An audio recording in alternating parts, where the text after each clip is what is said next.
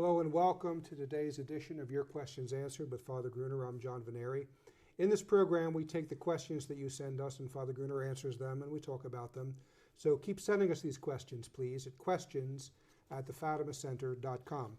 We have a question today about the St. Benedict Medal. I think more precisely the St. Benedict Jubilee Medal is his full name. I would like to know about the St. Benedict Medal and the benefits of wearing it. Would this be a good medal to wear?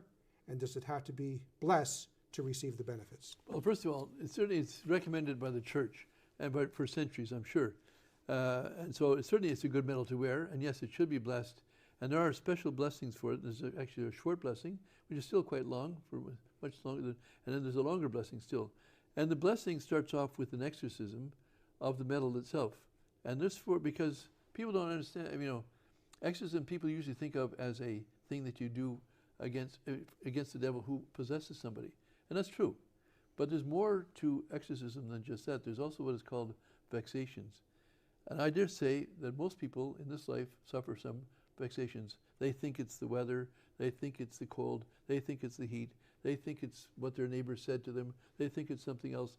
A lot of these, not everything, but a lot of them are vexations. I have done some work in this. I know what I'm talking about. I still remember blessing for a vexation.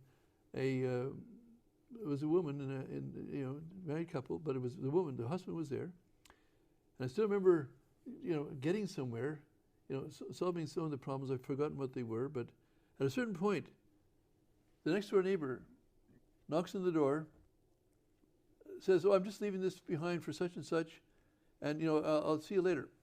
Leaves the door, leaves this bag of whatever it was. It was something you could carry in a shopping bag, a paper shopping bag. All of a sudden, so to speak, all hell breaks loose. The husband and wife start fighting. Everything goes on. I said to myself, wait a minute. What changed since? Well, what changed was this woman came to the door and put that bag there. I said, take that bag and get out of the house. As soon as that happened, peace reigns supreme all over again. Now, what was that? I can tell you. That thing she had in that bag had a curse on it. And it gave the devil some power to have that thing in her house. And therefore, these people, I've had somebody with a Buddha in their house. And, a Buddha is not a good thing, okay? The Buddha, and I can say that this one of the members of the family, wasn't the person who put it there, was suffering phenomenal headaches from this thing. So my first thing is, I still remember another person who had what they thought was a relic around their neck. It was in good faith, they thought it was a relic around their neck. I remember and I was trying to see, but they had this, whatever it was, this feeding. I was sending blessings to them. She knew what I was doing. I was saying it was from my prayers. It's from the ritual. Nothing seemed to work. So I said, I don't know if I spoke to myself quietly or I spoke to Our Lady. I said, what do I have to do to get rid of this thing? What is?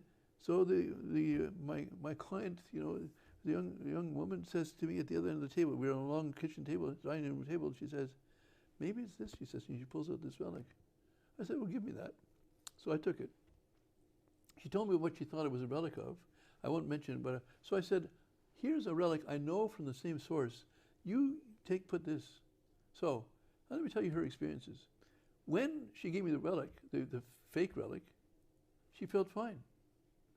When I gave her a true relic of the same saint, or the same holy person, more exactly, I should say, she had great joy. My explanation of that was very simple. She had a fake relic. This is what caused her their pain, her suffering, her depression, her whatever it was she was suffering. I've so long ago. Probably more than a fake too. There was something. There was something. It was not just a fake. It was mostly had a curse on it. I took that away, finally. I figured. She was wondering, but I tried everything. And then she was fine. She had no bad effects. Nothing extraordinarily good, but no bad. So in honor of the holy person who had been maligned by this fake relic, I gave one. I happen to have with me. That's unusual, but I have it with me. In order for God to honor the person who was holy, He gave her this joy. So these things. So you didn't finish. I want to get back to the little Buddha story. You didn't finish. Well, I didn't because knowing enough of these things, I never did. Was able. I really wanted to get rid of that Buddha, but I wasn't allowed to.